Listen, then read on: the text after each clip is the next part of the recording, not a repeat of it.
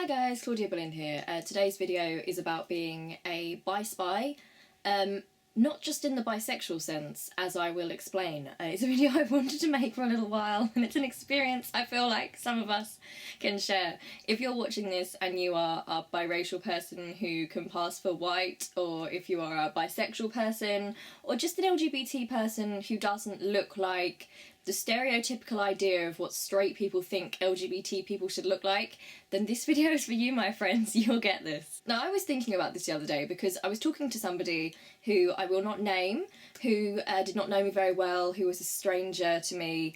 We were having a chat, and during our conversation, they happened to slip into something a little bit racist. Just a little bit, not like in the major I hate people who aren't white sense, just, you know, slightly testing the waters. You know how people do, where I feel like we're at a situation now in society, like in the UK at least, where racists are a little bit afraid of being racist, which is good.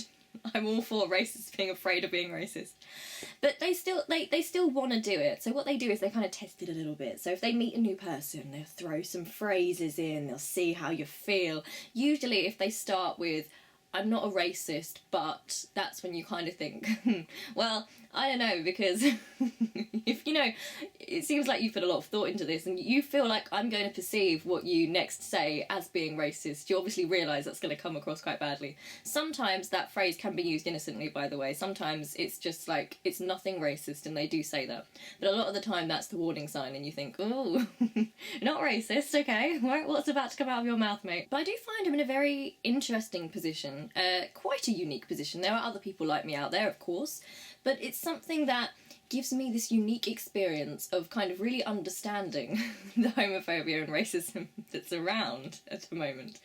Because the straight people and the white people, they think I'm one of them. Like, they have no idea. I can pass for white sometimes, depending, like, sometimes people look at me in real life and they know I'm mixed or something. They don't usually get that I'm half Indian. Sometimes they think I'm Spanish or something like that, which to some racists is more acceptable, weirdly. But yeah, a lot of the time I do pass for white, especially when they see me with my white family and they know that I live with this white family. So they think, oh, that's a white right there. I can slip in my racist joke and they'll probably laugh. Because they have no clue. They have no clue that I'm half Indian and that I've got Indian family and that I'm fiercely loyal to that family and just anti-racism in general. So often I will hear ordinary, nice people, when they think they're in a safe position with people who will agree with them, they come out with some real corkers, I can tell you. That's an experience and a half, so that's an interesting experience. Now, with the bisexual thing, now, I don't think this is just a thing that bi people experience. I mean, like, gay people probably experience this as well. Anyone who doesn't look like the stereotype. I just want to say there's nothing wrong with looking like the stereotype. I hate that thing where people act like, oh, why can't gay people just be normal? And like, no, like, look how you want to look as a person. Like, if you're gay, like, you should have the right to look however you want to look. So don't be afraid of looking like the stereotype, because some people do look like the stereotype. It's not your fault the stereotype exists. You go for it, my friends. But yeah, if you're someone who passes for straight around straight people, like, they don't assume, like, for me, very rarely do people realise that I'm bisexual at all, ever. In fact, a lot of people think I'm making it up for attention if they find out about it, that I'm just sort of throwing it in to be quirky. But that's interesting as well, because if you're in a situation where there is another LGBT person around, so you're in a group, and people don't know you very well, they don't know the other person very well, when that person has gone away, for example, like the more stereotypically LGBT person, that's when they think they're safe and they think, oh, I'm going to make my little comment about gay people and make the other straight people laugh. And that's when they're in for a bit of a shock with me because, yeah, I don't really take that lying down. And that's an experience. To be fair, I haven't had that experience in a while because I don't go out that much at the moment. You know, I study from home, so I don't really have that at the moment. But when I was I did do a uni course that I had to drop out of. I had that during that time and before I came out as well, and at sixth form, you experience a lot of that. Now, in some ways, I have this sort of triple threat element to me as well, because I suffer quite badly from mental illness, and a lot of people wouldn't realise if they met me or, you know, just watched my videos or something. It's not something which is immediately obvious to people. So often you also hear quite a lot of ableism going on to people who don't know you very well, to people who don't realise that sort of thing. So you often get a lot of people talking about, oh, they diagnose anything these days, and all young people, oh, they cut for attention, that kind of thing. Because, you know, when you're wearing long sleeves, they don't realise you've got your own scars. And can I just say how insensitive it is that these people even do that? They don't even consider, they never consider that, oh, maybe there's someone who's suffered with that around here. No, they just want to say it. So yeah, I've experienced that as well, and it's a very fascinating position to be in. Now, in terms of the race thing, this is why it's really interesting to me, I think, because I don't get the full brunt of racism because I do often pass for white. And in that respect, I'm pretty lucky because I've noticed that, you know, before people realise that I'm half Indian, they treat you a bit differently. I remember at school, I am going to say what they actually called me here. This is going to be racist, what I'm going to say, but I have to put this out there. When they found out I was half Indian, I got called a packy bitch by quite a few people.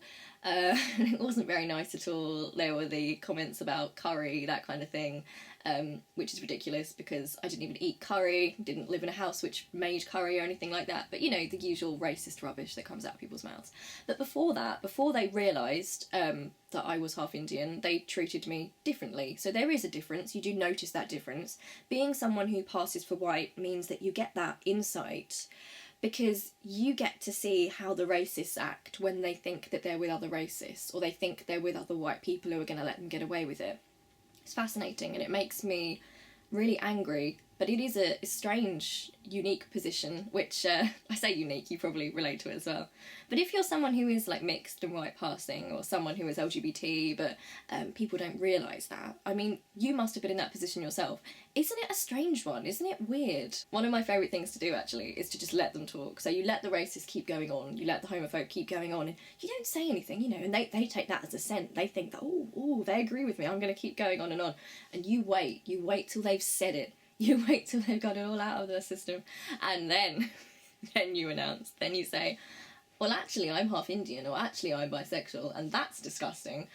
Only do that, my friends, if that's a safe thing to do, obviously. If that's someone who is dangerous, please don't feel the need to do that.